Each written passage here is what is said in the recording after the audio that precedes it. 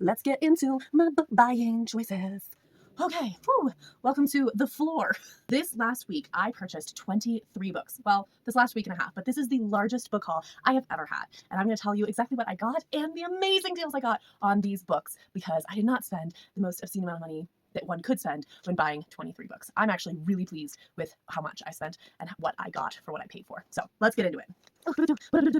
Welcome to the floor. We haven't been down here yet as a collective group. I have plenty of other books that I store in tiny bookshelves down here. Let's get into what I bought. I bought Stars Above by Marissa Mayer. This book I got for $10.48 from Pongo Books. This is not an ad. I'm just saying that's where I got it. I saw that this has kind of disappeared off of Amazon, at least when I was looking for it. It's the last book in the Cinder series, which I was hoping to complete. So I got this one and I am satisfied with the cost, although that is the highest amount of money that I would spend for this book. The second book that I got is Can You Take It? This book I actually got for free by a family friend, which is awesome. And this is the fourth book in the Infatuated Fae series. So now I own all 4 books. This is now a completed series and I'm very excited to read this. I got Starbringer by Tracy Wolff. I'm really excited for this author because I do own her entire Crave series along with the first book in the following trilogy sequel, but I haven't started that one because it's not complete. I'm really excited to try out Starbringer and see if this is any good as her other published book. I love this author. I loved the Crave series, so I'm really curious. I got this for $4. Like making a mini stack right here that's going to have to eventually move. This one I'm really excited about. I got Assassin's Apprentice by Robin Hobb. This is the illustrated edition, so it's the special edition. There are numerous beautiful full-page illustrations throughout this book, so I'm very pleased that I have this one. This is the first Robin Hobb that I have picked up, and I can't wait to get started on her series. This cost me $10. A lot of these books that were a single price, like a $10 or $4, those I bought from people who live in my town, and so I was able to get them for a lower price than you would buy online, and so that's why they're a lot cheaper. This usually sells for $30, so it was cool to get it at a third of the price, and it is in beautiful condition. I got 4 books of the Skyward series by Brandon Sanderson. I think there's one more that's a novella that I can get to complete this set, but I'm really excited, and this one I got all 4 of them for $35. This is getting in the way, so it's moving over here. I got Quicksilver. This is the special edition with the silver edges, which are absolutely gorgeous. There's also beautiful art on the inside covers. Oh, so fun. And I also got this one for free by a family friend, so that was really nice.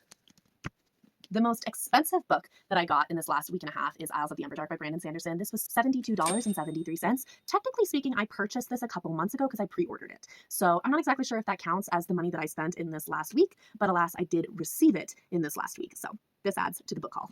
I should preface that I usually do not spend this much on a single book. This is the most expensive book that I have ever purchased. In fact, my special collection, Secret Projects of Brandon Sanderson, are the most expensive books I've ever bought. And I usually don't spend that much because books in general are very expensive. The vast majority of my collection has been really sweet deals where I've managed to get them for free, and that's really great. So I would also like to preface that my collection is extensive, but I do not usually spend this much money on books because that's a lot of money to spend. Oh my goodness. Here enters our first disappointment for this book haul, unfortunately. I got Lightbringer, which is the last book that has been published for the Pierce Brown Red Rising series. This is the 3rd book in the sequel 4-book series after the Red Rising trilogy. I own all the other books. I was thrilled to get this on my shelf. But when I got it, I did not realize that it's a library book. Now, this is not the end of the world. I can stain edges, so I could totally fix that.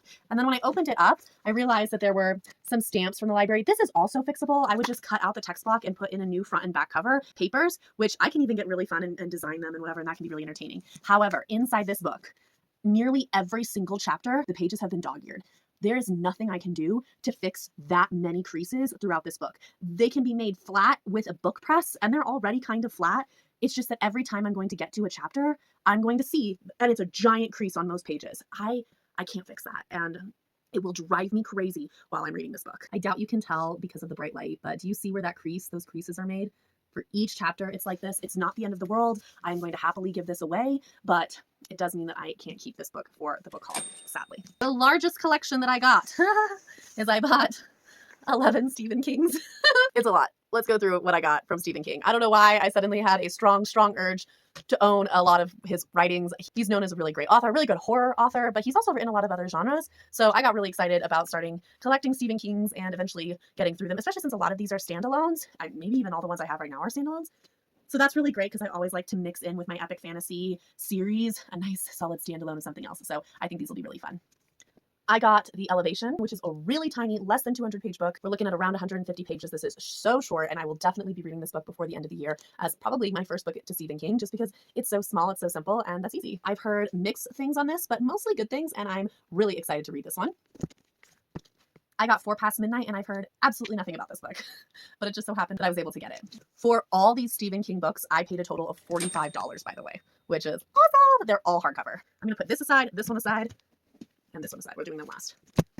I got From a Buick 8. This one I've heard mixed reviews. I've seen a lot of people who thought this was not worth it at all, and then I've seen some people who rated it really highly and said that it was weird and really cool. So I don't know. I'm willing to give it a chance, especially since it's kind of shorter, so I don't mind seeing if this is any good.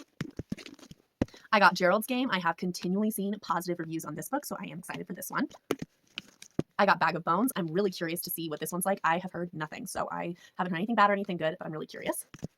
The most beautiful Stephen King that I've received so far is my Billy Summers. It came in beautiful condition. It's absolutely gorgeous. The front cover even is a little bit textured, so I'm really thrilled about this one. I've also heard nothing about the book itself, but this will be my current most beautiful Stephen King that I own.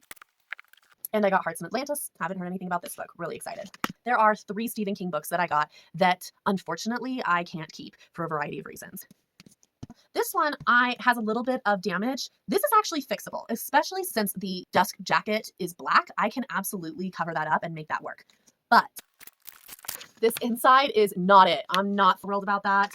That, coupled with how much the rest of this dust jacket needs improvement and just slight damage to the main hardcover, it's not the end of the world. I'm definitely going to give this away because I think that's fine, but unfortunately it's not a book that I can keep. So this one is also going away along with Lightbringer.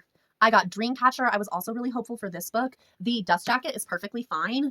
This book itself has mixed reviews. I've seen a lot of negative views. It's not one of his best works, so I was already worried about that, but it's under the dust jacket that really got me on this. Unfortunately, the person who sold me didn't tell me that this damage to the spine and stuff existed.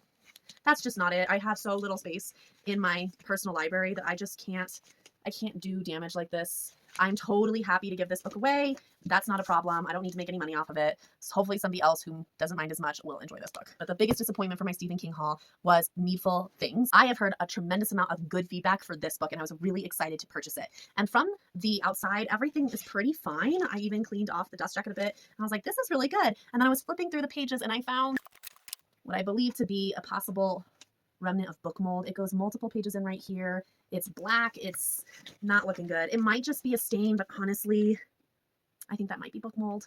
That was so frustrating. So sad. Ultimately, for this book, I think I spent like $4, so it's fine.